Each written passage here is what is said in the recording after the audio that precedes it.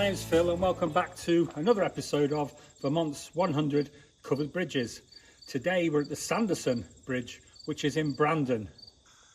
So the Sanderson Bridge was originally built in 1838, though it was rehabilitated in 2003.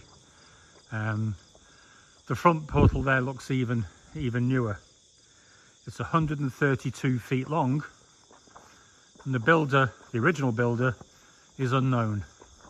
The town lattice build. It reminds me very much of the bridge I was at earlier today at Gorham, in the width, very wide, although here we've got the sort of the inner and the outer rails where people can walk safely. But yeah, I think if you took those away, you could probably get two vehicles going down it at the same time in the opposite direction.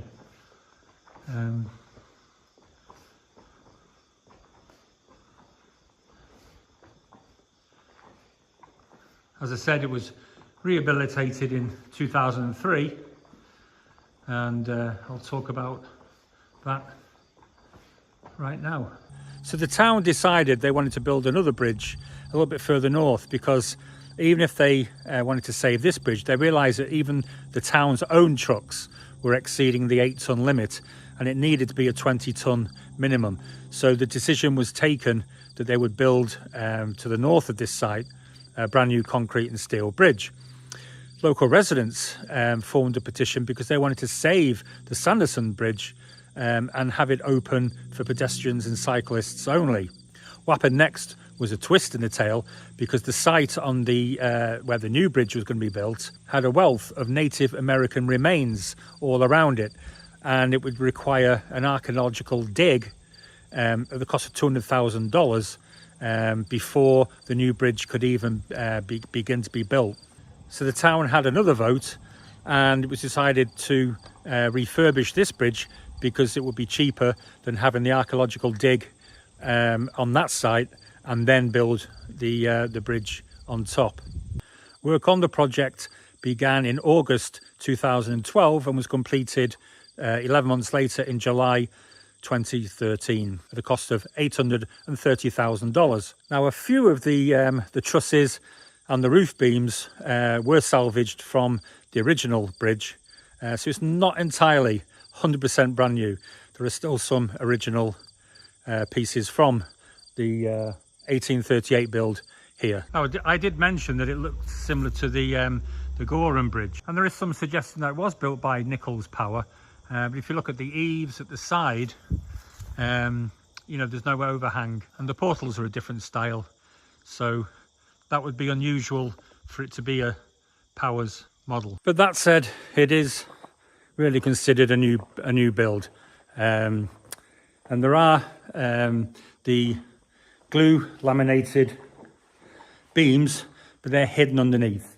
So whereas other bridges, they are in use and to strengthen, obviously, and to protect the bridge, here they're underneath and out of sight. And here we have, once again,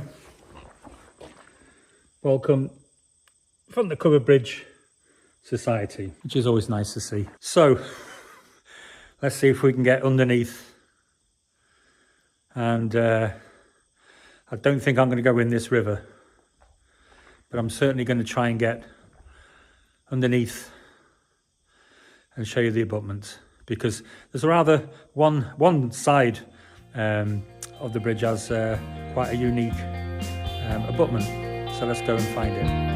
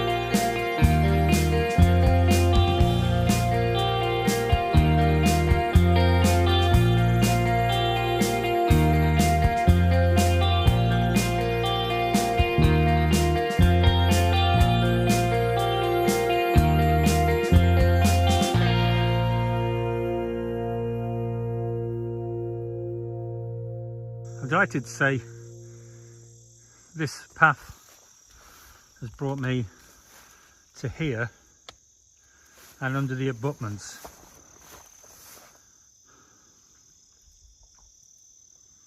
I did have slight doubts I'll be able to do it, and after my episode the Coolidge Bridge I wasn't sure I even wanted to do it, but I've made it under the abutment of the Sanderson Bridge.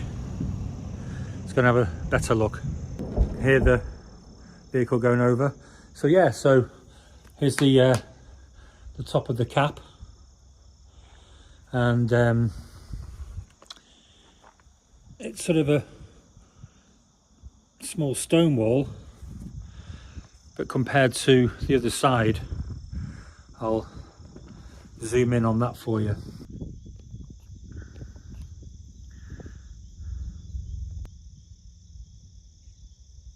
So on the other side, they've made use of the natural rock and then carefully placed the brickwork on top, and then there's a concrete cap on top of that, but it's clever use of the existing rock work. The river looks very enticing, but again I've got to get through that thick mud, and once bitten twice shy today. But yeah, there's a pike, whatever you've got going through there, utility cable or something. It all looks good under here.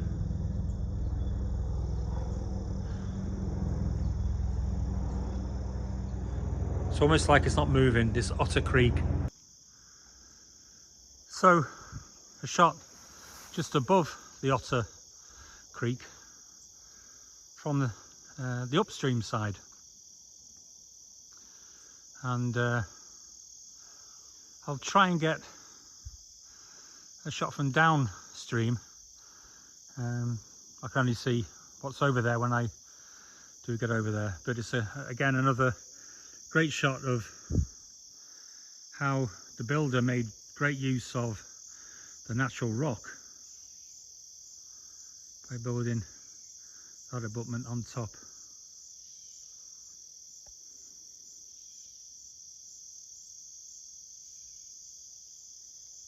Okay, so let's go and see if I can find a way to see what the view looks like from downstream. I'm trying to get a shot from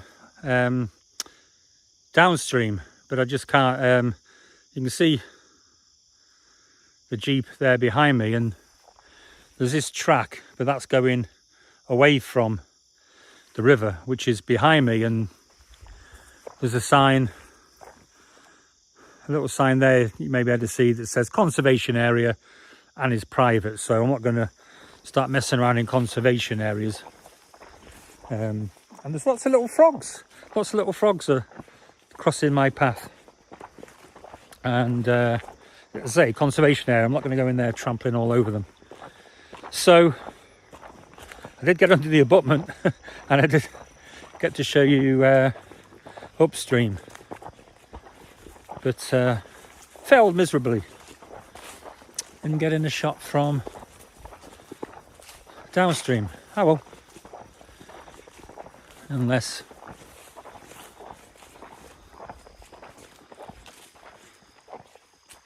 I can get through here, but I don't think I can.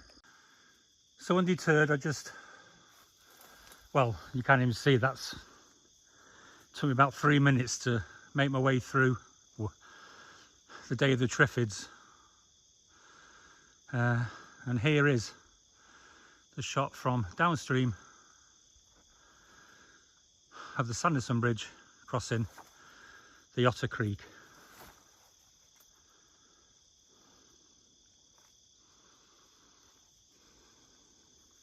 I think we've got one more bridge to come on the Otter Creek, but it's not in Rutland County, it's in a different county.